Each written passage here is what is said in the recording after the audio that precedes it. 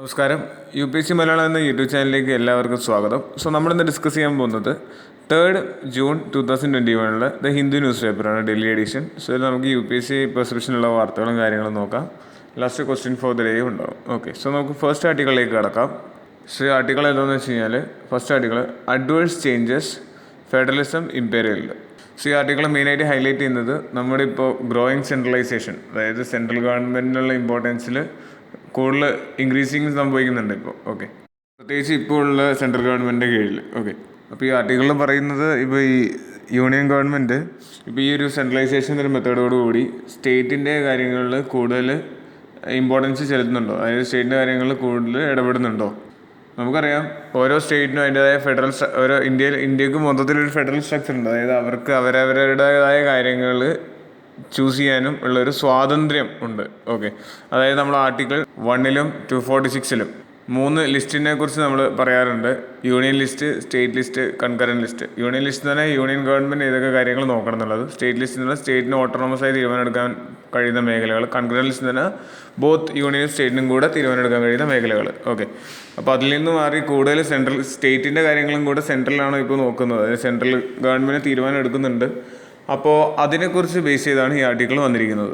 അപ്പോൾ എൻ്റെ ഒരു എക്സാമ്പിൾ പറയുകയാണെങ്കിൽ മെയിനായിട്ട് സ്റ്റേറ്റ് സബ്ജക്റ്റിൽ ഉണ്ടായിരുന്ന 2 സാധനമാണ് ഹെൽത്തും അഗ്രികൾച്ചറും. അതിലേക്ക് ഇപ്പോൾ സെൻട്രൽ ഗവൺമെൻറ് എൻ്റർ ചെയ്തിട്ടുണ്ട്. Okay, U P S C എപ്പോഴും ഇന്ത്യൻ ഫെഡറലിസത്തെ ബേസ് ചെയ്തുകൊണ്ട് പല ക്വസ്റ്റ്യൻസ് എപ്പോഴും ചോദിക്കാറുണ്ട്. അപ്പോൾ അതിനെ ആൻസർ ചെയ്യാൻ നമ്മൾ പറ്റണമെങ്കിൽ നമുക്ക് ഇന്ത്യൻ ഫെഡറലിസത്തിൻ്റെ കുറച്ച് ബേസിക് ഫീച്ചേഴ്സ് അറിഞ്ഞിരിക്കണം.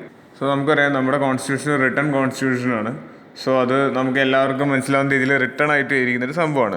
അതുപോലെ തന്നെ it is A rigid constitution, അതായത് അത് അത്ര എളുപ്പം ആർക്കും ചേഞ്ച് ചെയ്യാനൊന്നും പറ്റില്ല, എളുപ്പം അമെൻഡ് ചെയ്യാൻ പറ്റുന്നൊരു സംഭവമല്ല കോൺസ്റ്റിറ്റ്യൂഷൻ എന്നുള്ളത്. അപ്പോൾ നമ്മുടെ 7th ഷെഡ്യൂൾ വ്യക്തമായി പറയുന്നുണ്ട്, ഇപ്പോൾ സ്റ്റേറ്റ് ലിസ്റ്റിൽ കൊണ്ടുവന്ന ഒരു കാര്യമെന്ന് ഇരിക്കുക, അത് സിമ്പിൾ മെജോറിറ്റിയുടെ ബേസിൽ അത് ചേഞ്ച് ചെയ്യാനൊന്നും പറ്റില്ല. ഓക്കെ, ഇത് റിജിഡ് കോൺസ്റ്റിറ്റ്യൂഷനാണ്. അതുപോലെ തന്നെ ഡിവിഷൻ ഓഫ് പവർ കോൺസ്റ്റിറ്റ്യൂഷനിൽ വ്യക്തമായി പറയുന്നുണ്ട്. സെൻട്രലിൻ്റെയും സ്റ്റേറ്റിൻ്റെയും പവർ ഏതൊക്കെയാണ്, സെൻട്രലിന് എന്തൊക്കെ പവർ ഉണ്ട്, ഓരോ സ്റ്റേറ്റിന് എന്തൊക്കെ ഓട്ടോണമസ് പവേഴ്സ് ഉണ്ടെന്നുള്ളത് വ്യക്തമായി പറഞ്ഞിട്ടുണ്ട്.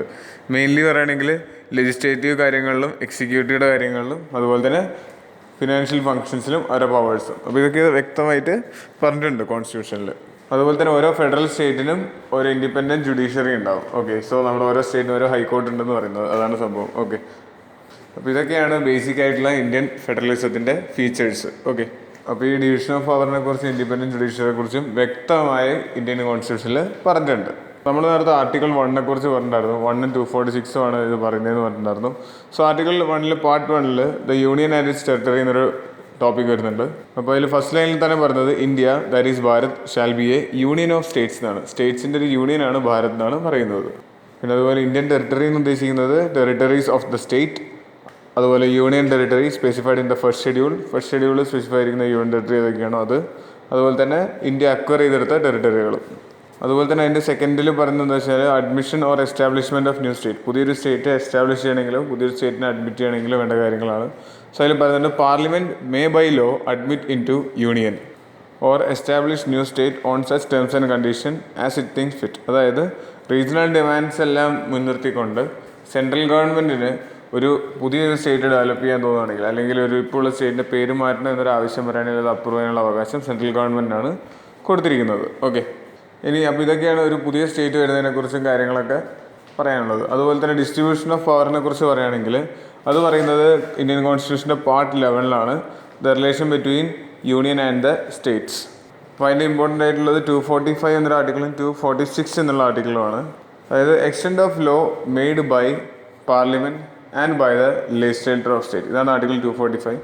അതിലെന്താ പറയുന്നത് വെച്ചാൽ parliament may make law for the whole or any part of territory of India. ഇന്ത്യയുടെ ഏതെങ്കിലും ഒരു പർട്ടിക്കുലർ ടെറിട്ടറിക്ക് വേണ്ടിയോ അല്ലെങ്കിൽ വോൾ ഇന്ത്യക്ക് വേണ്ടിയോ ഒരു ലോ ഉണ്ടാക്കാൻ പാർലമെൻറ്റിന് അവകാശമുണ്ട്. അതുപോലെ തന്നെ ഓരോ state legislature of state may make law for whole or any part of state. ഇപ്പോൾ ഒരു കേരളത്തിലെ ലെജിസ്ലേച്ചറിന്, കേരള മന്ത്രിസഭയ്ക്ക് കേരളത്തിലെ കാര്യങ്ങളിൽ, ഇപ്പോൾ എറണാകുളത്തെ കാര്യമാവാം അല്ലെങ്കിൽ ഫുൾ കേരളത്തിന് വേണ്ടിയുള്ള കാര്യമാവാം, അതിനുവേണ്ടി തീരുമാനം എടുക്കാനുള്ള അവകാശമുണ്ട്, ലോ മേക്ക് ചെയ്യാനുള്ള അവകാശമുണ്ട്. ഓക്കെ, അപ്പോൾ പാർലമെൻറ്റിന് വോൾ ടെറിട്ടറി ഓഫ് ഇന്ത്യക്ക് വേണ്ടി ലോ ഉണ്ടാക്കാം, അല്ലെങ്കിൽ ഒരു സ്റ്റേറ്റിന് വേണ്ടി ലോ ഉണ്ടാക്കാം. അതുപോലെ ഒരു സ്റ്റേറ്റ് ലെജിസ്ലേച്ചറിന് സ്റ്റേറ്റിൻ്റെ കാര്യങ്ങൾക്ക് വേണ്ടി ലോ ഉണ്ടാക്കാം. അപ്പോൾ ഇതാണ് വ്യക്തമായിട്ട് ഇതിൽ പറയുന്നത് 245-ൽ ആർക്കൊക്കെ എന്തൊക്കെ പവറാണ് ഉള്ളത് എന്ന്. അതുപോലെ ആർട്ടിക്കിൾ 246 പറയുന്നത് subject matter of law made by parliament and the legislature of state. അതായത് parliament has an exclusive power to make law with respect to any of the matter enumerated in list 1 of 7th schedule. 7th ഷെഡ്യൂളിൽ list 1, അതായത് union ലിസ്റ്റിൽ ഒരു തീരുമാനം എടുക്കാൻ പാർലമെൻറ്റിന് അവകാശം ഉണ്ട്. Parliament have exclusive power to make law ഉണ്ടാക്കാനുള്ള അവകാശം ഉണ്ട്. അതുപോലെ തന്നെ പാർലമെൻറ്റിന് ലിസ്റ്റ് 3 ഓഫ് 7th ഷെഡ്യൂൾ, അതായത് കൺകറൻറ്റ് ലിസ്റ്റ്, അതായത് സ്റ്റേറ്റിനും സെൻട്രലിനും കൂടെ തീരുമാനിക്കാൻ പറ്റുന്ന ലിസ്റ്റ്, അതിനാണ് കൺകറൻറ്റ് ലിസ്റ്റ് എന്ന് പറയുക. സോ ആ ലിസ്റ്റിൽ ലോ ഉണ്ടാക്കാനുള്ള അവകാശം പാർലമെൻറ്റിനുണ്ട്. അതുപോലെ തന്നെ ക്ലോസ് 2 പറയുന്ന കാര്യം എന്താ വെച്ച് കഴിഞ്ഞാൽ parliament and legislature of any state also have power to make law with respect to the concurrent list. Concurrent ലിസ്റ്റിൻ്റെ ബേസ് ചെയ്തുകൊണ്ട് പാർലമെൻറ്റിനും തീരുമാനം എടുക്കാനുള്ള അവകാശമുണ്ട്, സ്റ്റേറ്റിനും തീരുമാനം എടുക്കാനുള്ള അവകാശമുണ്ട്. ഓക്കെ, അതായത് ഇപ്പോൾ ഞാൻ സിമ്പിളായിട്ട് പറയാം. ഇപ്പോൾ ഡിഫൻസ് എന്നുള്ളത് സെൻട്രൽ ഗവൺമെൻറ് കീഴിൽ വരുന്നൊരു കാര്യമാണ്. സോ അത് പാർലമെൻറ്റാണ് അതിൽ വേണ്ട തീരുമാനം. അത് യൂണിയൻ ലിസ്റ്റിൽ വരുന്ന സാധനമാണ് ഡിഫൻസ്. ഓക്കെ, സോ ഈ ഡിഫൻസിന് വരുന്ന എന്ത് മാറ്റങ്ങൾ തീരുമാനം എടുക്കേണ്ടത് പാർലമെൻറ്റ് മാത്രമാണ്, അല്ലെങ്കിൽ എന്താ പറയുക സെൻട്രൽ ഗവൺമെൻറ്റാണ്. പക്ഷെ കൺകറൻറ്റ് ലിസ്റ്റ് എന്നൊരു സാധനമുണ്ട്. കൺകറൻറ്റ് ലിസ്റ്റ് എന്ന് പറയുമ്പോൾ രണ്ടുപേർക്കും അതിൽ തീരുമാനം എടുക്കാനുള്ള കഴിവുണ്ട്. അതായത് ഈ പാർലമെൻറ്റിന് തീരുമാനം എടുക്കാനുള്ള കഴിവുണ്ട്, സ്റ്റേറ്റിന് തീരുമാനം എടുക്കാനുള്ള കഴിവുണ്ട്. അപ്പോൾ അതാണ് നമ്മുടെ പാർട്ട് 3 വരുന്നത്. Okay, list 3 on schedule 7th ഷെഡ്യൂളിൽ ലിസ്റ്റ് 3 വരുന്നത് അതാണ്. ഓക്കെ, അപ്പോൾ അതിൽ രണ്ടുപേർക്കും തീരുമാനം എടുക്കാനുള്ള അവകാശമുണ്ട്. ഓക്കെ, സോ അപ്പോൾ ഇതൊക്കെ കേൾക്കുമ്പോൾ തന്നെ നിങ്ങൾക്ക് മനസ്സിലാവും ഇന്ത്യയുടെ ഫെഡറൽ സ്ട്രക്ചർ എങ്ങനെയാണ് വന്നിരിക്കുന്നതെന്ന്. ഇന്ത്യ വളരെ ഫെഡറൽ സ്ട്രക്ചർ ഫോളോ ചെയ്യുന്ന രാജ്യമാണെന്ന് മനസ്സിലാക്കാൻ പറ്റും. സോ ഈ ആർട്ടിക്കിൾ പറയുന്നത് സ്റ്റേറ്റും സെൻട്രലും തമ്മിൽ ചെറിയ കോൺഫ്ലിക്റ്റിലാണ്. അതായത് സെൻട്രൽ കോൺസ്റ്റിറ്റ്യൂഷൻ പറയുന്ന രീതിയിൽ നിന്ന് വയലേറ്റ് ചെയ്യുന്ന രീതിയിൽ സെൻട്രൽ മൂവ് ചെയ്യുന്നുണ്ടോ എന്ന രീതിയിൽ ഒരു കോൺഫ്ലിക്റ്റ് നടക്കുന്നുണ്ട്. സോ അതിന് റിലേറ്റ് ചെയ്തൊരു ആർട്ടിക്കിളാണിത്. അതായത് ഗ്രോയിങ് സെൻട്രലൈസേഷൻ, അതുപോലെ തന്നെ സ്റ്റേറ്റിന് കൂടുതൽ തീരുമാനം എടുക്കാനുള്ളൊരു അവകാശം കൊടുക്കാതെ സ്പേസ് കൊടുക്കുന്നില്ല എന്ന രീതിയിലൊരു കാര്യമാണ് ഇതിൽ വന്നിരിക്കുന്നത്. സോ അപ്പോൾ അതൊക്കെ മനസ്സിലാക്കണമെങ്കിൽ നമ്മൾ ഈ ടോപ്പിക്ക് എന്തോരം പ്രാവശ്യം ഇതിന് മുന്നേ പരീക്ഷയ്ക്ക് വന്നിട്ടുണ്ടെന്ന് നോക്കാം. സോ നമുക്ക് ഇതിന് മുന്നേ വന്നിരിക്കുന്ന കുറച്ച് ക്വസ്റ്റ്യൻസിലേക്ക് നോക്കാം. ക്വസ്റ്റ്യൻസ് നിങ്ങൾക്ക് കാണാൻ പറ്റും. 2020, 2015, 2014 കാലഘട്ടത്ത് UPSC ചോദിച്ച ക്വസ്റ്റ്യൻസ് ആണ്. 2020 ചോദിച്ച question, how far do you think corporation, competition, confrontation have shaped the nature of federation in India? Okay, so confederation, competition, confrontation ഇതെങ്ങനെയാണ് ഇന്ത്യൻ ഫെഡറേഷനെ ഷേപ്പ് ചെയ്യുന്നതിൽ ഭാഗമായിരിക്കുന്നത്? Give an example, recent example to validate your answer. അതുപോലെ തന്നെ അടുത്ത ക്വസ്റ്റ്യനാണ് the concept of corporative federalism has been increasingly emphasised in recent year. Highlight the drawback of this existing structure and extend to which the corporation ഫെഡറലൈസേഷൻ would answer the shortcoming. So അടുത്ത 2014 ചോദിച്ച ചോദ്യമാണ്, though the federal principle is dominated in our constitution and that the principle is one of its basic feature, but its equality true that federalism under Indian constitution lean a favor of strong center, feature that militates against the concept of strong federalism. Okay, strong സെൻറ്ററിനോട് എപ്പോഴും ചേർന്നിരിക്കുന്ന രീതിയിലാണ് federalism വന്നിരിക്കുന്നത് എന്നാണ് പറയുന്നത്. So അത് നമ്മുടെ strong federalism തന്നെയാണോ അപ്പോൾ ഇന്ത്യയിൽ വന്നിരിക്കുന്നത്? സോ ഇതിന് പറ്റിയൊരു എക്സാമ്പിൾ രീതിയിൽ നമ്മൾ ഡിസ്കസ് ചെയ്യാനാണ് പറയുന്നത്. അപ്പോൾ ഇങ്ങനത്തെ ക്വസ്റ്റ്യൻസ് എപ്പോഴും ഇന്ത്യൻ ഫെഡറലിസത്തിനെ ചോദ്യം ചെയ്യുന്ന രീതിയിൽ അല്ലെങ്കിൽ അതിനെ ബേസ് ചെയ്തിട്ടുള്ള ക്വസ്റ്റ്യൻസ് എപ്പോഴും കാണാം നമുക്ക് പരീക്ഷയ്ക്ക്. 3 ക്വസ്റ്റ്യനിലും പറയുന്നത് എന്താണെന്ന് വെച്ച് കഴിഞ്ഞാൽ ബേസിക് ആയിട്ടുള്ള കാര്യം എന്ന് വെച്ചാൽ ഇന്ത്യൻ ഫെഡറലിസത്തിന് എന്ന കൺസെപ്റ്റ് വാലിഡേറ്റ് ചെയ്യുന്നുണ്ടോ, അല്ലെങ്കിൽ സെൻട്രൽ ഗവൺമെൻറ് ഓവർ പവർ ചെയ്യുന്നുണ്ടോ, അതിൻ്റെ മുകളിലേക്ക് വരുന്നുണ്ടോ, അല്ലെങ്കിൽ സെൻട്രൽ ഗവൺമെൻറ് കൊണ്ടുവന്ന പല കാര്യങ്ങൾ, അതിൽ GST, ഫിനാൻഷ്യൽ കമ്മീഷൻ, അല്ലെങ്കിൽ എന്തെങ്കിലും ബൗണ്ടറി ഡിസ്പ്യൂട്ടും കാര്യങ്ങളും. സോ അതെല്ലാം സ്റ്റേറ്റിന് അതിലൊരു നല്ല തീരുമാനത്തിലേക്ക് എത്താൻ പറ്റുന്നുണ്ടോ, അല്ലെങ്കിൽ അതിപ്പോഴും സെൻറ്റർ പറയുന്നതനുസരിച്ച് നിൽക്കേണ്ടി വരുന്നുണ്ടോ, തുടങ്ങിയ എല്ലാ കാര്യങ്ങളും ഈ 3 ക്വസ്റ്റ്യൻസിലൂടെ നമുക്ക് കാണാൻ പറ്റുന്നുണ്ട്. ഓക്കെ, സോ നമുക്ക് ഇന്നത്തെ ടോപ്പിക്കിൻ്റെ ഡിസ്കഷനിലേക്ക് പോകാം. അപ്പോൾ നിങ്ങൾക്ക് ഇതിനും 3-നുള്ളൊരു കമ്പൈൻഡ് ആൻസർ നിങ്ങൾക്ക് എന്തായാലും കിട്ടും. ഓക്കെ, സോ ഫസ്റ്റ് ആയിട്ട് നമ്മൾ പറയുന്നുണ്ടായിരുന്നു ഇൻക്രീസിങ് സെൻട്രലൈസേഷൻ. ബേസിക്കലി ഏതൊക്കെ ടോപ്പിക്കിലാണ് സെൻട്രലൈസേഷൻ ഇൻക്രീസ് ചെയ്യുന്നത് വെച്ചാൽ 1 ഇക്കണോമി, 2 ലെജിസ്ലേച്ചർ, അടുത്ത society and culture, last 1 interference with institutions. So economic സെൻട്രലൈസേഷൻ്റെ ബേസ് ചെയ്ത് പറയുകയാണെങ്കിൽ നമ്മൾ ആദ്യം തന്നെ മനസ്സിലാക്കേണ്ട ഒരു കാര്യമാണ് ഫിസിക്കൽ ഫെഡറലിസം എന്ന് പറഞ്ഞു കഴിഞ്ഞാൽ അതൊരു സ്റ്റേറ്റിനായിട്ടൊരു ഫണ്ടമെൻ്റൽ റൈറ്റ് ആണ്. അത് കോൺസ്റ്റിറ്റ്യൂഷൻ ഓൾറെഡി അതിനെക്കുറിച്ച് പറഞ്ഞിട്ടുണ്ട്. It is an autonomy of a state to raise revenue. ഒരു സ്റ്റേറ്റിന് അതിനുവേണ്ട റവന്യൂ റേസ് ചെയ്യാൻ കഴിയണം. And undertaken expenditure based on principles. So അതിന് വേണ്ട എക്സ്പെൻഡിച്ചേഴ്സ് എല്ലാം അതിന് തന്നെ നടത്താൻ കഴിയണം. ബേസ്ഡ് ഓൺ ഇറ്റ്സ് പ്രയോറിറ്റി, അതിന് വേണ്ട ആവശ്യമനുസരിച്ച് അതിന് എക്സ്പെൻഡിച്ചർ സ്പെൻഡ് ചെയ്യാൻ കഴിയണം എന്നുള്ളതൊരു സ്റ്റേറ്റിന് വളരെ ഇമ്പോർട്ടൻ്റ് ആയ കാര്യമാണ്. കാരണം സ്റ്റേറ്റിന് മാത്രമല്ല, നമ്മുടെ രാജ്യത്തിന് മൊത്തം ഇമ്പോർട്ടൻ്റ് കാര്യമാണ്. കാരണം ഓരോ സ്റ്റേറ്റിനും ഓരോ ആവശ്യങ്ങളാണ് ഉണ്ടാവുക. അപ്പോൾ അത് അവർക്കേ മനസ്സിലാവുള്ളൂ. സോ ആ സ്റ്റേറ്റിന് വേണ്ട ആവശ്യം അനുസരിച്ച് അല്ലെ അവരുടെ നീഡ് അനുസരിച്ച് അവർക്ക് സ്പെൻഡ് ചെയ്യാൻ കഴിയണം. എന്നാൽ മാത്രമേ നമുക്കൊരു കംപ്ലീറ്റ് ഒരു ഇന്ത്യ എന്ന കൺട്രി ഡെവലപ്മെൻറ്റ് നടക്കുള്ളൂ. കാരണം India is A union of states എന്നാണ് പറയുന്നത്. ഓക്കെ, പക്ഷേ ഇപ്പോൾ ഒബ്സർവ് ചെയ്തിരിക്കുന്ന കാര്യം എന്താ വെച്ചാൽ ഫിസിക്കൽ ഫെഡറലിസം എന്നുള്ളത് സ്ലൈറ്റ്ലി സെൻട്രലിലേക്ക് ഒന്ന് ഷിഫ്റ്റ് ചെയ്തിരിക്കുകയാണ്. ഓക്കെ, സെൻറ്ററിനെ തീരുമാനിക്കാൻ വരുന്ന രീതിയിലേക്ക് മാറിയിരിക്കുകയാണ്. സോ അപ്പോൾ നമുക്കൊരു ചെയ്യാം, എന്തൊക്കെ ഇഷ്യൂസാണ് സെൻട്രൽ സ്റ്റേറ്റ് റിലേഷൻഷിപ്പിനെ ബാധിക്കുന്ന രീതിയിൽ ഇപ്പോൾ അറൈസ് ചെയ്തിരിക്കുന്നത് നമുക്കൊന്ന് നോക്കാം, ഒന്ന് അവലോകനം ചെയ്യാം. മെയിനായിട്ട് ഈ ഫിസിക്കൽ ഫെഡറലിസത്തിൻ്റെ ബേസ് ചെയ്ത ഇഷ്യൂ എന്തൊക്കെയാണ് നോക്കാം. സോ ആദ്യത്തെ ഇഷ്യൂ ആണ് higher share of cess and surcharge. അപ്പോൾ അതെന്താണെന്ന് വെച്ച് കഴിഞ്ഞാൽ സെൻട്രൽ ഒരുപാട് സെസ്സും സർചാർജും പല ഗുഡ്സിലും പല സാധനത്തിലും ഇമ്പോസ് ചെയ്തിട്ടുണ്ട്. ആ സെസ്സും സർചാർജും കംപ്ലീറ്റ്ലി സെൻട്രൽ ഗവൺമെൻറ്റിനുള്ളതാണ്. And it is not part of central divisible pool of taxes. Central divisible pool of taxes and it will not be shared within the states തമ്മിൽ ഇത് ഷെയർ ചെയ്യപ്പെടില്ല. ഓക്കെ, ഫുൾ എമൗണ്ടും central government തന്നെ ഉള്ളതാണ്. Okay, അപ്പോൾ അതാണ് ഒന്നാമത്തെ issue ഉള്ളത്. അപ്പോൾ ഓരോ ടൈം പീരീഡ് കഴിയുന്നതനുസരിച്ച് സെൻട്രൽ ഗവൺമെൻറ് കൂടുതൽ സെസ്സുകളും സർചാർജുകളും ഇമ്പോസ് ചെയ്യാൻ തുടങ്ങി പല കാര്യങ്ങളിലും. ഫോർ എക്സാമ്പിൾ പറയുകയാണെങ്കിൽ ഈ അടുത്ത് വന്നൊരു സാധനമാണ് അഗ്രികൾച്ചർ ഇൻഫ്രാസ്ട്രക്ചർ സെസ് എന്നൊരു സാധനം. അപ്പോൾ അത് യൂണിയൻ ബജറ്റ് ലിസ്റ്റിൽ ഇൻട്രൊഡ്യൂസ് ചെയ്തിരുന്നു, അഗ്രികൾച്ചർ ഇൻഫ്രാസ്ട്രക്ചർ സെസ്. അതുപോലെ തന്നെ ഇമ്പോർട്ടൻ്റായി നോട്ട് ചെയ്യേണ്ട മറ്റൊരു കാര്യം, ഈ സെസ് ആൻഡ് സർചാർജ് കാരണം സെൻട്രൽ ഗവൺമെൻറ് ഉണ്ടായ ഗ്രോസ് ടാക്സ് റവന്യൂവിൽ നല്ല രീതിയിൽ വർധനവുണ്ടായി. അതായത് വെറും ഒരു 2.3% ഒക്കെയാണ് 1998-90 കാലഘട്ടത്തിൽ ഉണ്ടായിരുന്നത്. അതിൽ നിന്ന് ഒറ്റയടിക്ക് ഇപ്പോൾ 15% ആയിട്ട് കൂടി, 2.3 നിന്ന് 15%. സോ അത് നല്ലൊരു ഹൈപ്പ് തന്നെയാണ്. അപ്പോൾ സ്റ്റേറ്റ് ഇത് കാണുന്നത് എന്താ പറയുക, അവരുടെ റിസോഴ്സസ് യൂസ് ചെയ്തുകൊണ്ട് സെൻട്രൽ കൂടുതൽ റവന്യൂ ജനറേറ്റ് ചെയ്യുന്നതായിട്ടാണ് ഇതിനെ കാണുന്നത്. അപ്പോൾ ഒന്നാമത്തെ ഇഷ്യൂ തന്നെയാണ് ഒരുപാട് സെസ്സും സർചാർജസും, ഒരുപാട് നമ്പർ ഓഫ് സെസ്സും സർചാർജസും, അതുപോലെ തന്നെ higher share from the cess and surcharge. So അടുത്ത രണ്ടാമത്തെ ഇഷ്യൂ നമുക്ക് നോക്കാം. രണ്ടാമത്തെയാണ് GST കോമ്പൻസേഷൻ. അതായത് ഇത്രയും മുന്നേയൊക്കെ എങ്ങനെ GST വരുന്നതിന് മുന്നേ എങ്ങനെയാണെന്ന് വെച്ചാൽ ഓരോ സ്റ്റേറ്റ് ഗവൺമെൻറ്റും തീരുമാനിക്കാം ഏതൊക്കെ രീതിയിൽ ടാക്സ് കളക്ട് ചെയ്യണമെന്ന്. ഓക്കെ, സോ പല രീതിയിൽ ടാക്സ് ജനറേറ്റ് ചെയ്യുകയായിരുന്നു സ്റ്റേറ്റ് ഗവൺമെൻറ്റ്സ്, അതായത് ഇൻഡയറക്റ്റ് ടാക്സ് എന്ന രീതിയിൽ. അപ്പോഴായിരുന്നു സെൻട്രൽ ഗവൺമെൻറ് GST എന്നൊരു സംഭവം കൊണ്ടുവന്നത്. എന്നിട്ട് സ്റ്റേറ്റ് ഗവൺമെൻറ്റിനോട് പറഞ്ഞു 14% ഗ്രോത്ത് റവന്യൂവിൽ എന്തായാലും സ്റ്റേറ്റ് ഗവൺമെൻറ് കിട്ടിയിരിക്കും എന്ന രീതിയിലാണ് വരുന്നത്. സോ എല്ലാ ഇൻഡയറക്റ്റ് ടാക്സുകളും, അതായത് നമുക്ക് പറയാം വാറ്റ് എന്നൊക്കെ പറഞ്ഞ ടാക്സ് ഒക്കെ ഉണ്ടായിരുന്നു, അതൊക്കെ എടുത്ത് കളഞ്ഞു. ഇനി ഇൻ കേസ് ഈ 14% ഗ്രോത്തൊന്നും GST ഓരോ വർഷം കഴിയുന്തോറും 14% റവന്യൂ കൂട്ടി കൊടുക്കാമെന്നാണ് സെൻറ്റർ പറഞ്ഞിട്ടുള്ളത്. ഇനി അത്രയൊന്നും കൊടുക്കാൻ പറ്റിയില്ലെങ്കിൽ, ഇൻ കേസ് അങ്ങനെ കൊടുക്കാൻ പറ്റിയില്ല എന്നുണ്ടെങ്കിൽ പകരം GST കോമ്പൻസേഷൻ എന്ന രീതിയിൽ എത്ര എമൗണ്ടാണോ കുറഞ്ഞിരിക്കുന്നു അത്രയും എമൗണ്ട് കോമ്പൻസേറ്റ് ചെയ്ത് തരാമെന്ന് സെൻറ്റർ പറഞ്ഞിട്ടുണ്ടായിരുന്നു. അപ്പോൾ ഇതായിരുന്നു കണ്ടീഷൻ. ഇത് നമ്മൾ ഓൾറെഡി GST ടോപ്പിക്കിൽ പഠിച്ചിട്ടുള്ളൊരു കാര്യമാണ്. അതുപോലെ ഈ കഴിഞ്ഞ വർഷം ഒരു ഇഷ്യൂ ഉണ്ടായതെന്താണെന്ന് വെച്ച് കഴിഞ്ഞാൽ കോവിഡിൻ്റെ ക്രൈസിസ് ഒക്കെ കാരണം സ്റ്റേറ്റ് ഗവൺമെൻറ്റ്സിന് വിചാരിച്ചത്ര ടാക്സ് കളക്ഷൻ ഒന്നും കിട്ടിയില്ല. So 3 lakh crore 3 lakh crores GST compensation state government ആവശ്യപ്പെട്ടു സെൻറ്ററിൻ്റെ നിന്ന്.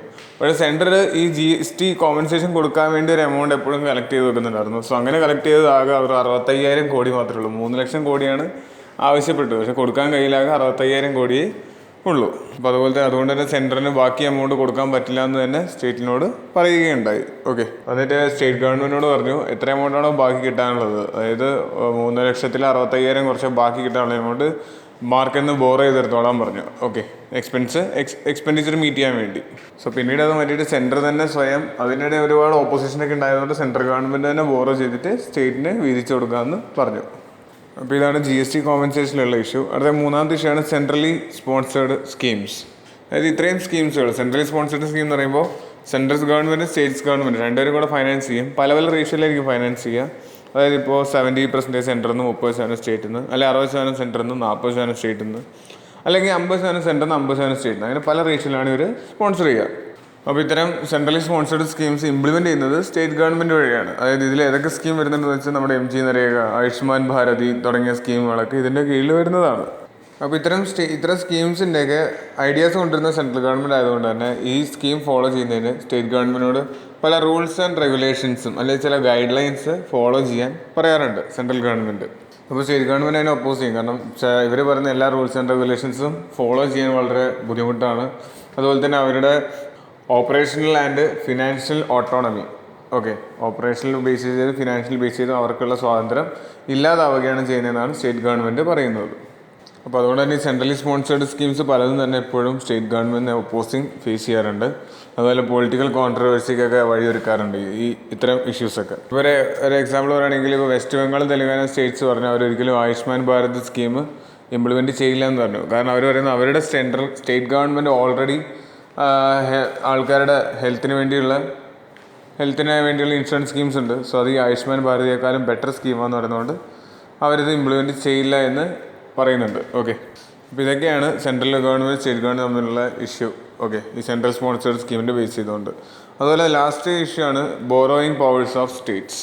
അതായത് ആർട്ടിക്കിൾ 293 പറയുന്നുണ്ട് it limits the borrowing power of സ്റ്റേറ്റിന് എത്ര എമൗണ്ട് ബോറോ ചെയ്യാൻ മാർക്കറ്റിൽ നിന്ന് അതിനൊരു ലിമിറ്റേഷൻ വെച്ചിട്ടുണ്ട്. ഓക്കെ, അതുപോലെ തന്നെ അതിൽ തന്നെ central government have authorised and effective control over states borrowing. State എത്ര ബോറോ ചെയ്യുന്നോ അതിൻ്റെ മുകളിൽ കൺട്രോൾ വെച്ചിരിക്കുന്നത് സെൻട്രൽ ഗവൺമെൻറ്റാണ്. ഓക്കെ, അപ്പോൾ 293 പറയുന്നത് വെച്ചാൽ എന്തെങ്കിലും സ്റ്റേറ്റിന് മണിയുടെ ആവശ്യമുണ്ടെങ്കിൽ ബോറോ ചെയ്യണമെങ്കിൽ ഒന്നുകിൽ സെൻട്രൽ ഗവൺമെൻറ് എന്നോ അല്ലെങ്കിൽ മാർക്കറ്റിൽ നിന്നോ ബോറോ ചെയ്യാം.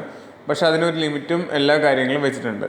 ഒരിക്കലും സ്വയം ഇതിൽ അങ്ങനെ തീരുമാനം എടുക്കാൻ പാടില്ല. സെൻട്രൽ ഗവൺമെൻറ് വ്യക്തമായ കൺസെൻറ്റോട് കൂടിയേ ബോറോ ചെയ്യാവൂ എന്നാണ് പറഞ്ഞിരിക്കുന്നത്. ഓക്കെ, അപ്പോൾ മാർക്കറ്റിൽ നിന്ന് ലോൺ റേസ് ചെയ്യണമെങ്കിൽ സെൻട്രൽ ഗവൺമെൻറ്റിൻ്റെ അനുമതി വേണം. അപ്പോൾ അത്രയാണ് ഇതിൻ്റെ ഉദ്ദേശം.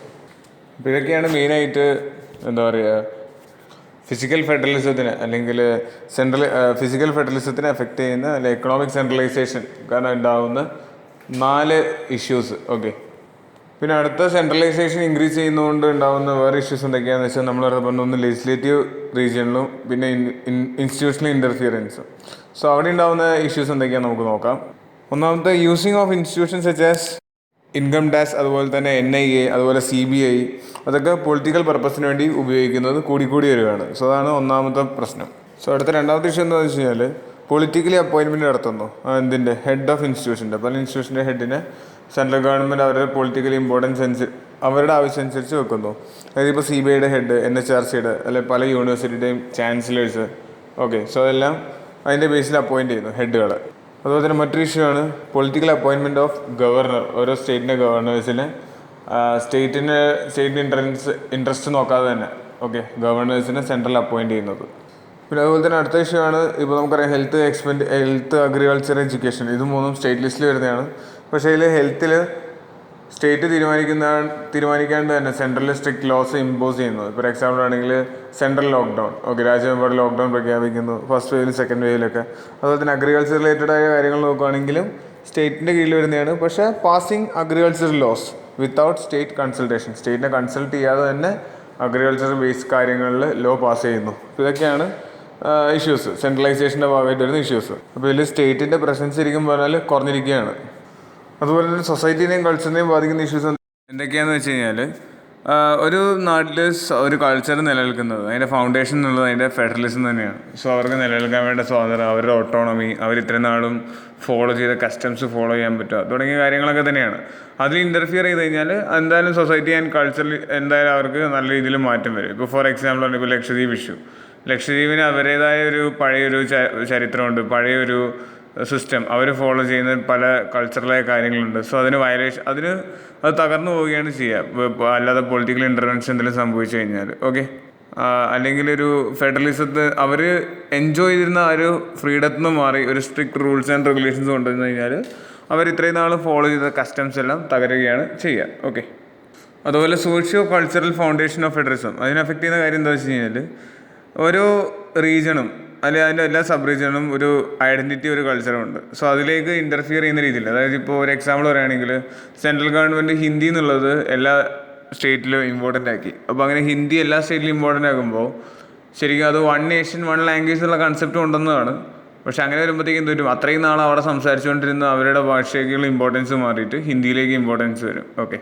സോ അതൊരു എന്താ പറയുക അവരുടെ സോഷ്യോ കൾച്ചറൽ ഫൗണ്ടേഷനെ ബാധിക്കും. അതുപോലെ നമുക്കറിയാം കൾച്ചർ എഡ്യൂക്കേഷൻ റൈറ്റ് എന്നുള്ളത് ഒരു ഫണ്ടമെൻ്റൽ റൈറ്റിൻ്റെ പാർട്ടാണ്. അതിൻ്റെ പാർട്ട് 3 പറയുന്ന കാര്യമാണ്.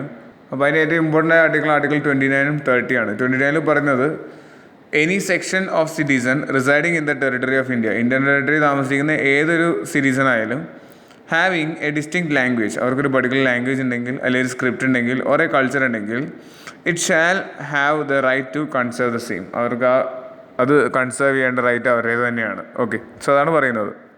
അതുപോലെ അതിൻ്റെ സെക്കൻഡ് ക്ലോസിൽ പറയുന്നത് no citizen shall denied admission in any educational institution, ഒരു എഡ്യൂക്കേഷണൽ ഇൻസ്റ്റിറ്റ്യൂഷനിൽ അഡ്മിഷൻ ഒരിക്കലും ഡിനൈ ചെയ്യാൻ പാടില്ല. മെയിൻറ്റൈൻഡ് ബൈ ദ സ്റ്റേറ്റിൻ്റെ തന്നെ, അതായത് ഗവൺമെൻറ് സ്കൂളാണെങ്കിൽ, or receiving aid out of state fund on the ground of, എന്തിൻ്റെ ബേസിൽ, ഒരു റിലീജിയൻ്റെ ബേസിലോ ഒരു റേസിൻ്റെ ബേസിലോ കാസ്റ്റിൻ്റെ ബേസിലോ ലാംഗ്വേജിൻ്റെ ബേസിലോ ഒരിക്കലും ഡിനൈ ചെയ്യാൻ പാടില്ല. ഓക്കെ, അപ്പോൾ ശരിക്കും പറയുന്നത് ഈ ആർട്ടിക്കിൾ പറയുന്നത് തന്നെ full conservation of distinct language എന്നുള്ളൊരു കൺസെപ്റ്റാണ്. ഓക്കെ, 30 പറയുന്നത് വെച്ച് കഴിഞ്ഞാൽ right of a minority to establish and administer education institution, അതായത് എല്ലാ മൈനോറിറ്റികൾക്കും whether the based on religion or language, ഏതിൻ്റെ ബേസിൽ മൈനോറിറ്റി ആണെന്ന് അറിയുന്ന ആളായാലും have a right to establish education institution, അവർക്ക് എഡ്യൂക്കേഷൻ ഇൻസ്റ്റിറ്റ്യൂഷൻ എസ്റ്റാബ്ലിഷ് ചെയ്യാനുള്ള അവകാശം ഉണ്ട്.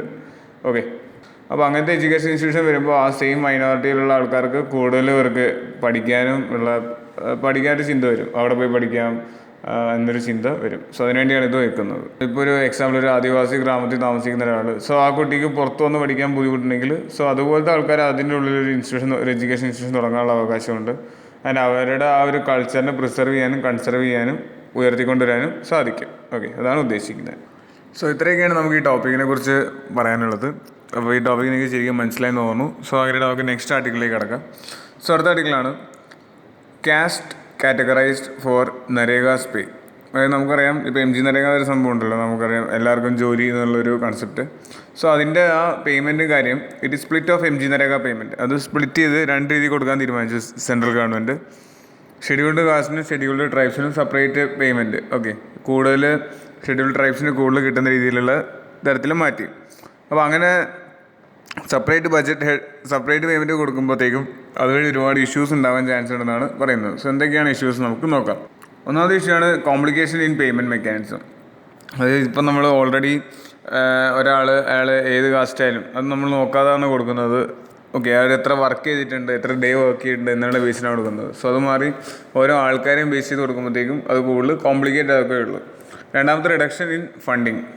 അതായത് എക്സ്പേർട്സ് ബിലീവ് ചെയ്യുന്നത് എന്താണെന്ന് വെച്ച് കഴിഞ്ഞാൽ, നമ്മളിനി ഫണ്ട് അലോക്കേറ്റ് ചെയ്യുന്നത് SC/ST കാറ്റഗറിയിലെ ആൾക്കാർക്ക് എന്തോരം ജോബ് കാർഡ്സ് അവരുടെ ക്രിയേറ്റ് ചെയ്തിട്ടുണ്ടോ അതിൻ്റെ ബേസ് ചെയ്തായിരിക്കും. സോ ഇത്രയും നാൾ വന്ന ഫണ്ടിനേക്കാളും ഫണ്ട് അപ്പോൾ കുറയായിരിക്കും ചെയ്യുക. കാരണം അവരുടെ കാറ്റഗറി ബേസ് ചെയ്തായിരിക്കും ഇനി ഫണ്ട് വരും, അവരധികം പേരുണ്ടാവില്ല. സോ ഫണ്ട് എന്തായാലും കുറയും. അതുപോലെ തന്നെ segregation of labour budget on caste ബേസിൻ്റെ ബേസ് ചെയ്തുകൊണ്ട് നമ്മളിങ്ങനെ സെഗ്രിഗേറ്റ് ചെയ്താൽ എന്താ കുഴപ്പം?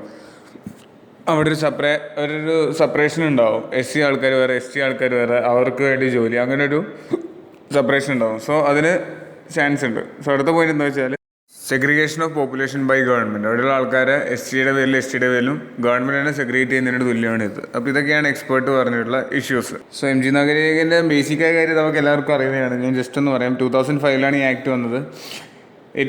Act to provide for the enhancement of livelihood security, ഒരാളുടെ ഫിനാൻഷ്യൽ സെക്യൂരിറ്റി ഉറപ്പുവരുത്താൻ വേണ്ടിയാണിത്. Of a household rural ഏരിയാസിലാണ് ഇത് അപ്ലൈ ചെയ്യുന്നത്. In the country providing at least 100 days of guaranteed wage employed, ശമ്പളത്തോടു കൂടി 100 ദിവസത്തെ തൊഴിൽ. ഇൻ എവറി ഫിനാൻഷ്യൽ ഇയർ, എല്ലാ വർഷവും. ടു എവറി ഹൗസ് ഹോൾഡ്, എല്ലാ വീടുകൾക്കും, റൂറൽ ഏരിയയിലുള്ള എല്ലാ വീടുകൾക്കും. Whose adult member voluntarily to be unskilled manual work, അവർ സ്വയമേ ഒരു ജോലിക്ക് വരാൻ തയ്യാറാണെങ്കിൽ അത് ഏതെങ്കിലും ഒരു അഡൽട്ട് മെമ്പറിനാണ് ഒരു വീട്ടിൽ ലഭിക്കുക. ഓക്കെ, ഇതാണ് ഇതിൻ്റെ ബേസിക്കായ കൺസെപ്റ്റ്. സോ ഇത്രയൊക്കെ ഈ ആർട്ടിക്കിളിനെ കുറിച്ച് പറയുന്നുള്ളൂ. ആ ഫണ്ടിങ്ങിൻ്റെ സെപ്പറേഷനെ കുറിച്ചാണ് ഈ ആർട്ടിക്കിൾ വന്നത്. സോ നമുക്ക് ബാക്കി MG നരേഗയുടെ ബേസിക് ആയിട്ടുള്ള കാര്യങ്ങൾ നിങ്ങൾ പഠിക്കുക. അത് വരും, ഇതിന് മുന്നേ ഡിസ്കഷനിലൊക്കെ നമ്മൾ പഠിച്ചിട്ടുണ്ട്.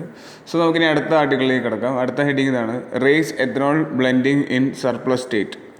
അപ്പോൾ ഈ ഇഷ്യൂ മനസ്സിലാവണമെങ്കിൽ ഇതെന്താ സംഭവം എന്ന് മനസ്സിലാക്കണം. നമ്മൾ എത്തനോൾ ബ്ലെൻഡിങ് എന്താണെന്ന് മനസ്സിലാക്കണം. പിന്നെ വാർത്ത എന്താ വന്നിരിക്കുന്നത് ഞാൻ പറയാം. സോ എത്തനോൾ ബ്ലെൻഡിങ് എന്ന് പറഞ്ഞു കഴിഞ്ഞാൽ പെട്രോളിൻ്റെ കൂടെയോ ഡീസലിൻ്റെ കൂടെയോ എത്തനോളിനെ മിക്സ് ചെയ്യുന്നതിനാണ് നമ്മൾ എത്തനോൾ ബ്ലെൻഡിങ് എന്ന് പറയുക. അങ്ങനെ എത്തനോൾ മിക്സ് ചെയ്ത് കഴിഞ്ഞാൽ പെട്രോളിൻ്റെയും ഡീസലിൻ്റെയും എഫിഷ്യൻസി ഇൻക്രീസ് ചെയ്യും. പിന്നെ നമ്മളിത് മിക്സ് ചെയ്യുന്നത് ഒരു പെർട്ടിക്കുലർ റേഷ്യോയിൽ, ഇത്ര ശതമാനം എന്ന രീതിയിലാണ് നമ്മളത് മിക്സ് ചെയ്യുക. അതിൻ്റെ ഒരു പെർട്ടിക്കുലർ റേഷ്യോ ഉണ്ട്.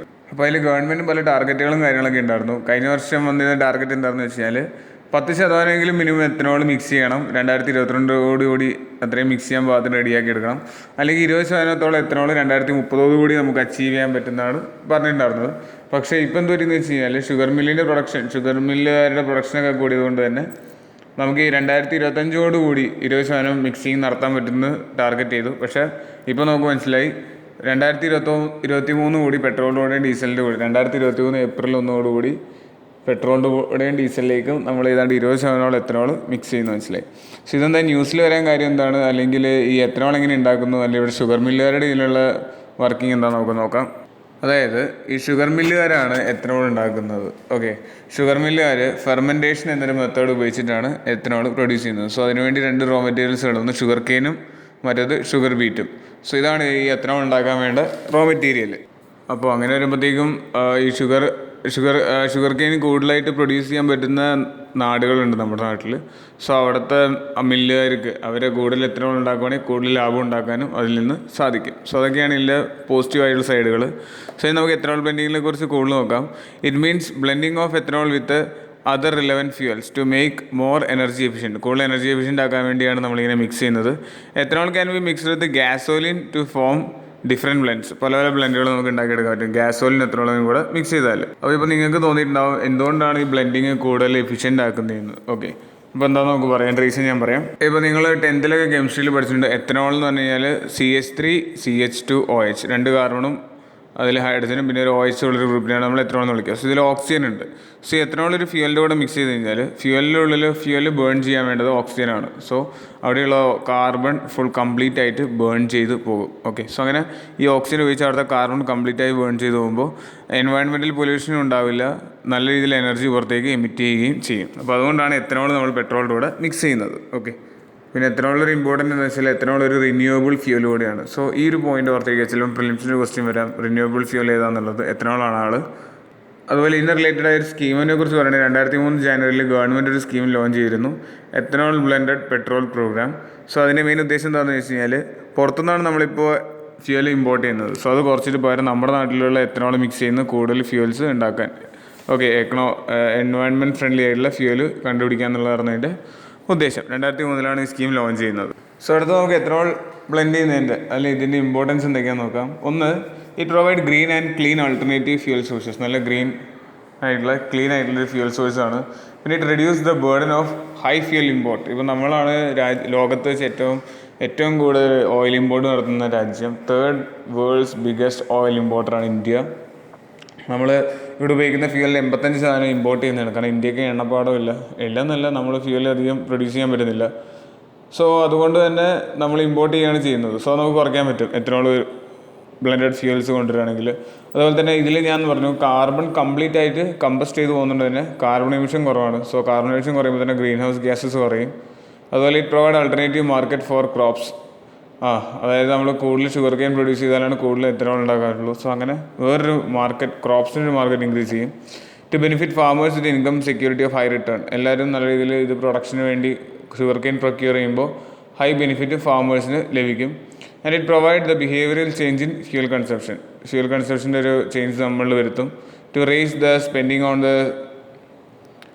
On research and development. അതുപോലെ better utilisation of urban solid waste. അതുപോലെ possible employment generation. Okay, so ഈ ഒരു മേഖല വളർന്നു വരുന്നത് നമുക്ക് വലിയൊരു മാറ്റം തന്നെയായിരിക്കും. ഓക്കെ, ഇനി ടോപ്പിക് ബേസ് പറയുകയാണെങ്കിൽ നമ്മുടെ പ്രിലിംസ് ക്വസ്റ്റ്യൻ ആയിട്ട് വരാൻ ചാൻസുള്ള ടോപ്പിക്കാണ് എൻവയൺമെൻറ്റ്, എക്കോളജി, അതുപോലെ economic social development, sustainable energy തുടങ്ങിയ ടോപ്പിക്കിൽ നിന്ന് വരുന്നതാണ്.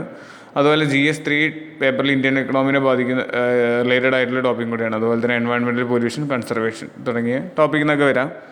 സോ നമുക്ക് ഇത്രയും മറ്റും നമുക്കൊരു നെക്സ്റ്റ് ആർട്ടിക്കിളിലേക്ക് നോക്കാം. സോ നമുക്ക് നെക്സ്റ്റ് ആർട്ടിക്കിൾ എന്താണെന്ന് നോക്കാം. Export search 67% narrowing trade gap. ഈ അടുത്ത് ministry of commerce and industry publish ചെയ്തൊരു പ്രിലിമിനറി ഫോറിൻ ട്രേഡ് ഡാറ്റ വന്നിരുന്നു മെയ് മാസത്തെ 2021. പക്ഷെ നമ്മൾ മനസ്സിലാക്കേണ്ട ഒരു കാര്യമുണ്ട്, UPSC ഒരിക്കലും ഒരു മന്ത്ലി ഡാറ്റയുടെ ബേസ് ചെയ്തുകൊണ്ട് ഒരു ക്വസ്റ്റ്യൻ ചോദിക്കാറില്ല. എപ്പോഴും എക്കണോമിക് ടോപ്പിക്സ് എല്ലാം ഇയർലി ഡാറ്റയുടെ ബേസിസിലാണ്. സോ നമുക്ക് അതിനെ ബേസ് ചെയ്ത് വന്ന ഒരു ക്വസ്റ്റ്യൻ നമുക്ക് നോക്കാം. സോ 2020 വന്ന ഈ ചോദ്യം എന്താണെന്ന് വെച്ചാൽ, with reference to the international trade of India at present which of the following statement is correct. ഏതൊക്കെ സ്റ്റേറ്റ്മെൻറ്റാണ് കറക്റ്റ് എന്ന് വെച്ചിരിക്കുന്നത്? എന്തൊക്കെയാണ് സ്റ്റേറ്റ്മെൻറ്റ് എന്ന് വെച്ചാൽ, India's merchandise export are less than its merchandise import. അതായത് ഇവിടെ നിന്നുള്ള എക്സ്പോർട്ട് കുറവാണ് ഇമ്പോർട്ടിനെക്കാളും. അത് വളരെ ശരിയായൊരു കാര്യമാണ്. Yes, this statement is correct. അത് India's import of iron and steel, chemicals, fertilisers and machinery have decreased in recent years. അപ്പോൾ അത് ഒട്ടും കുറഞ്ഞിട്ടില്ല. അപ്പോൾ ഈ സ്റ്റേറ്റ്മെൻറ്റ് തെറ്റാണ്. ഇന്ത്യസ് ഇമ്പോർട്ട് ഡിക്രീസ് ചെയ്തിട്ടില്ല. ഓക്കെ, സോ അടുത്ത തേർഡ് സ്റ്റേറ്റ്മെൻറ്റ് നോക്കുകയാണെങ്കിൽ India's export of service are more than that its import of service. അതെ, ആ സ്റ്റേറ്റ്മെൻറ്റ് കറക്റ്റാണ്. നമ്മളിവിടുന്ന് കൂടുതൽ IT സർവീസും കാര്യങ്ങളൊക്കെ പുറം രാജ്യത്തേക്ക് ചെയ്യുന്നൊരു രാജ്യമാണ്. അടുത്ത last point, India suffer from an overall trade or current account deficit. So ഈ നാലാമത്തെ പോയിന്റും ശരിയാണ്. സോ ഇത് 1, 3, 4 ശരിയായതുകൊണ്ട് ഓപ്ഷൻ D ആണ് ഇതിൻ്റെ ശരി ഉത്തരം. സോ മെർക്കൻഡൈസ് ട്രേഡിനെ കുറിച്ചുള്ള ടോപ്പിക്സ് ഒക്കെ നമ്മൾ അറിഞ്ഞിരിക്കണം. സോ എന്തെങ്കിലും പറഞ്ഞതെന്ന് വെച്ച് കഴിഞ്ഞാൽ മെർക്കൻഡൈസ് ട്രേഡ് വെച്ച് പറയുകയാണെങ്കിൽ in the year 2020-21 there was a decline in both exports and imports. കഴിഞ്ഞ വർഷത്തേനെ കമ്പയർ ചെയ്യുമ്പോൾ ഈ വർഷം 2020-21 എക്സ്പോർട്ടിൽ ഇമ്പോർട്ടിന് ഡിക്ലൈൻ ഉണ്ടായിരുന്നു. However the decline is import was higher than decline export. ഇമ്പോർട്ടിലായിരുന്നു എക്സ്പോർട്ടിനെക്കാളും കൂടുതൽ ഡിക്ലൈൻ സംഭവിച്ചിട്ടുണ്ടായിരുന്നു കഴിഞ്ഞ വർഷത്തെ കൺസിഡർ ചെയ്യുമ്പോൾ. Okay, due to this reason the trade deficit was lower and compared to previous financial year. കഴിഞ്ഞ വർഷത്തേക്കാളും ട്രേഡ് ഡെഫിസിറ്റ് നമുക്ക് ഈ വർഷം കുറവായിരുന്നു. ഓക്കെ, ഇത് വെച്ച് നോക്കുമ്പോൾ. ഓക്കെ, അപ്പോൾ ഇങ്ങനെ എപ്പോഴും ഇയർലി ബേസ് ചെയ്താണ് ക്വസ്റ്റ്യൻസ് വരുള്ളൂ. അതിലേക്ക് അല്ലെങ്കിൽ മന്ത്ലി ബേസിൽ ഒരു ക്വസ്റ്റ്യനും വരില്ല. അതുപോലെ കറണ്ട് അക്കൗണ്ട് ബാലൻസ് എന്താ പറയുന്നത് വെച്ച് കഴിഞ്ഞാൽ the lower trade deficit was accommodated by increase in export software services. നമ്മളിവിടെ നിന്ന് ചെയ്യുന്ന സോഫ്റ്റ്വെയർ സർവീസസ് അല്ലെങ്കിൽ എക്സ്പോർട്ട് സർവീസസ് ഇന്ത്യയിൽ നന്നായിട്ട് കൂടിയിട്ടുണ്ട്. ഓക്കെ, സോ അതാണ് നമ്മൾ നേരത്തെ ആ ആൻസറിൽ ഇവിടുന്ന് പുറത്തേക്കുള്ള എക്സ്പോർട്ട് സർവീസസ് കൂടുതലാന്ന് നമ്മൾ പറയാൻ കാര്യം. ഓക്കെ, അതുപോലെ ടോപ്പ് 3 എക്സ്പോർട്ട് കമ്മോഡിറ്റീസ് എന്തൊക്കെയാണെന്ന് വെച്ചാൽ ഒന്ന് petroleum products, drug formulations and pearls and precious stones. അതുപോലെ top 3 export destinations India export ചെയ്യുന്ന എങ്ങോട്ടാണെന്ന് വെച്ച് കഴിഞ്ഞാൽ USA, ചൈന, UAE. അതുപോലെ ടോപ്പ് 3 ഇമ്പോർട്ടർ കമ്മോഡിറ്റി, നമ്മൾ ഏറ്റവും കൂടുതൽ ഇങ്ങോട്ട് ഇമ്പോർട്ട് ചെയ്യുന്ന ക്രൂഡ് ഓയിൽ, പെട്രോളിയം പ്രൊഡക്ട്സും ഗോൾഡും ആണ്. അതുപോലെ ടോപ്പ് 3 ഇമ്പോർട്ടൻറ്റ് സോഴ്സ് എന്നുള്ളത് ചൈനയിൽ നിന്നും USA നിന്നും UAE നിന്നുമാണ് നമ്മൾ ഇങ്ങോട്ടേക്ക് ഇമ്പോർട്ട് ചെയ്യുന്നത്. സോ അതുപോലെ തന്നെ ഇന്ത്യസ് മെർക്കൻഡൈസ് ട്രേഡ് ബാലൻസ് നോക്കുകയാണെങ്കിൽ ഏറ്റവും കൂടുതൽ മോസ്റ്റ് ഫേവറബിൾ ട്രേഡ് ബാലൻസ് ഉള്ളത് ആദ്യത്തെ 3 രാജ്യങ്ങളാണ്. അതായത് USA, ബംഗ്ലാദേശ്, നേപ്പാളുമായിട്ടാണ്. അതുപോലെ തന്നെ അതേ ട്രേഡ് ബാലൻസ് തന്നെ നിങ്ങൾ ആ വാല്യൂസ് നോക്കിയാൽ മനസ്സിലാവും. 2019 ഏപ്രിൽ നവംബറിൽ എന്തോരം ഇവിടുന്ന് അങ്ങോട്ട് പോയിട്ടുണ്ട്, അവിടെ നിന്ന് ഇങ്ങോട്ട് വന്നിട്ടുണ്ട് എന്നുള്ളത്. ഓക്കെ, 10.5, 15.0 അല്ലെങ്കിൽ 4.5, 4.4 ആ രീതിയിലാണ് പോയിരിക്കുന്നത്. അപ്പോൾ ഏറ്റവും കൂടുതൽ ട്രേഡ് ബാലൻസ് ചെയ്തിരിക്കുന്നത് USAയും ബംഗ്ലാദേശും നേപ്പാളുമായിട്ടാണ്. ഏറ്റവും കൂടുതൽ ട്രേഡ് ഡെഫിസിറ്റ് വ്യത്യാസം വന്നിരിക്കുന്നത് ആരൊക്കെയായിട്ടാണ്? ചൈനയായിട്ട് ഏറ്റവും വ്യത്യാസം വന്നിരിക്കുന്നത്. ഓക്കെ, അതുപോലെ തന്നെ പിന്നെ രണ്ടാമത് ഇറാഖ്, മൂന്നാമത് സൗദി അറേബ്യ. ഓക്കെ, സോ ഇത് നമ്മുടെ ഇന്ത്യൻ എക്കണോമി ടോപ്പിക് വൈസിൽ വളരെ ഇമ്പോർട്ടൻ്റ് ആയ ഒരു ആർട്ടിക്കിളായിരുന്നു. സോ നമുക്ക് ഇത്തരം ആർട്ടിക്കിൾസ് എന്തായാലും നിങ്ങൾ നോക്കുക. So in last day question for the ഡേയിൽ നമ്മൾ പറയുന്നത് which of the following is not a feature of Indian federalism. Indian ഫെഡറലിസത്തിൻ്റെ ഫീച്ചർ അല്ലാത്തത് ഏതാണ്? There is an independent judiciary in India. Power has been clearly divided between central and state. Federating units have been given equal representation in Rajya Sabha. Fourth point, it is a result of agreement among the federating units. So ഇതിൽ ഏതാണ് ശരി ഉത്തരം നിങ്ങൾ ലക്ഷ്മികാന്തിൻ്റെ text ഒന്നും അല്ലെങ്കിൽ നിങ്ങൾ ഇന്നത്തെ അതിൻ്റെ ഡിസ്കഷൻ ബേസ് നിങ്ങൾക്ക് പറയാൻ പറ്റും. പിന്നെ ഇന്നലത്തെ ക്വസ്റ്റ്യൻ ആൻസർ ആർട്ടിക്കിൾ 24 തന്ന സ്റ്റേറ്റ്മെൻറ്റിൽ ഫസ്റ്റ് ലൈൻ ശരിയായിരുന്നു. പക്ഷേ അതിൻ്റെ സെക്കൻഡ് ലൈനിൽ 15-18 വയസ്സുള്ള ആൾക്കാരെ കുറിച്ചൊന്നും ആർട്ടിക്കിൾ 24 പറയുന്നില്ല. സോ തെറ്റാണ്. അതുപോലെ തന്നെ സെക്കൻഡ് ഓപ്ഷൻ B എന്നുള്ള ഓപ്ഷനിൽ 2 എന്നുള്ള പോയിന്റിൽ India has satisfied the United nation convention on the rights of children in 1992 അതും ശരിയാണ്. സോ ഫസ്റ്റ് ഓപ്ഷൻ തെറ്റാണ്, സെക്കൻഡ് ഓപ്ഷൻ ശരിയാണ്. സോ 2 ഓൺലി അതാണ് ആൻസർ. സോ അത്രയേ ഉള്ളൂ. Thank you for watching.